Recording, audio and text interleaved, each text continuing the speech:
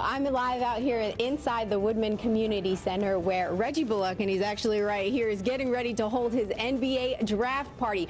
And remember, you can always grab a football and play a game of flag football with your family and friends. Live in Greenville. So the 55 will become the 56 next season. The key statistic in this matchup is that whoever has scored first has won the last 16 of 18 meetings between these two in-state rivals. Bullock says though there was crime going on all around him here in his Kinston neighborhood, he credits his grandmother and the sport of basketball for keeping his head on the game. Talk about the ultimate tailgating experience. This RV has 4 HD TVs, ECU pillows, cups, and pom-poms, and lining the streets just to get their hands on some of this great food. With the growing popularity of cold weather sports like snowboarding in warm weather climates like California. It was a tough experience. You know, he was faced with gangs and drugs. Reggie Bullock has come a long way from his days in the Kinston Housing Authority. When he was younger, his father passed away, and he moved in with his grandmother, who played both mom and dad. She was my biggest fan.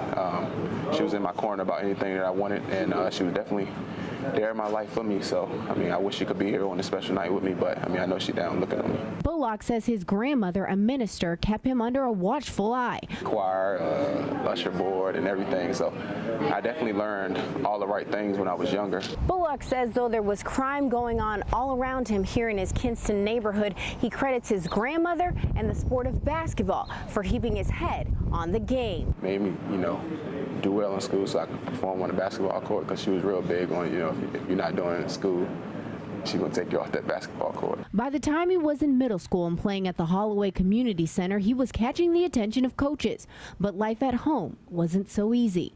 When his grandmother got sick, Bullock went to live with Kinston High School basketball coach Wells Gullidge. We got to know him a little bit better than just as a basketball player. And when he got up in the morning, we knew if he didn't make his bed. Bullock didn't let his personal life affect his game.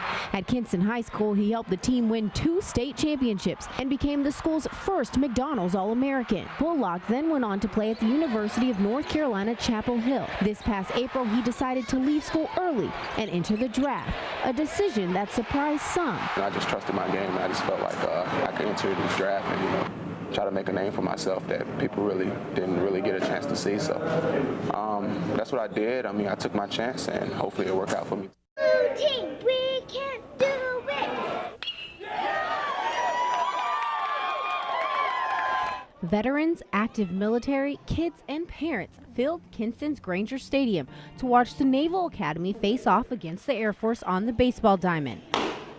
Patty and John Turner are from North Carolina and came to watch their son play in his first classic. Just to get the call and say, Mom, I'm traveling with the team and I'm coming south. That's what he said, I'm heading south. That was very exciting. So we couldn't wait to come down. We came down very early Friday morning so we could be here for the first game. It might be the Turners' first time watching their son, but for the Bost family, it could be the last for senior Alex Bost. The family drives 12 hours every year from Florida to watch their son play, and they wouldn't miss it for anything. They play quite a bit in the West, so being from Pensacola, it puts a little bit of a strain on us getting to some of those games. But everything that's out here in the East, we try to get to as often as we can. That's why we come to Kinston every year. The Freedom Classic was more than a baseball game. It was also about honoring the military. Remember, all of you who served with them and called them comrades. Before every game, a special ceremony to honor our fallen military men and women. A lot of gratitude for the servicemen and women who defend our country. And our son has chosen that direction too, and we're proud of that. Despite the cloudy start, the Freedom Classic was a hit for the military. In Kinston, Erica Anderson, 9 on your side. Either you can write the book or you can read the book. Marcus Magruder is now writing the next chapter to his story, Pit Row. The former Wake Forest cornerback is now training to become a professional tire changer for NASCAR.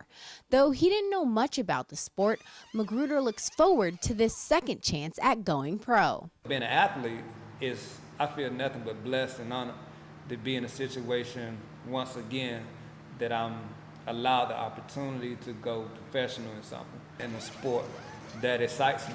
And he's not the only former college athlete making the jump from the turf to the track. Dion Williams, a former Wake Forest linebacker, thought his career was over after several head injuries. Now he's winning Sprint Cup races as a tire carrier for Mark Martin. Just having the opportunity to still be a professional athlete in another sport that you never knew existed or paid attention to, you know, it made that transition a whole lot easier. The second chance is becoming a reality for former college athletes through the Drive for Diversity Crew Development Program, a NASCAR initiative that began back in 2004 to train minorities and women for a pit crew career. But getting into the program is just the first stop. To make it to the professional level, these athletes have to get it done in an average of 13 seconds. But that pressure is something these former college players are used to. This is a high-pressure job, being in the fact that a mistake could win or lose a race, and being that a lot of these athletes are used to that situation, they're used to playing in front of crowds, they're used to being pushed to their max. That, coming into a sport like this, just makes that a whole lot easier. For Marcus Magruder, his story as a pro athlete is just beginning. In Huntersville, North Carolina, Erica Anderson reporting.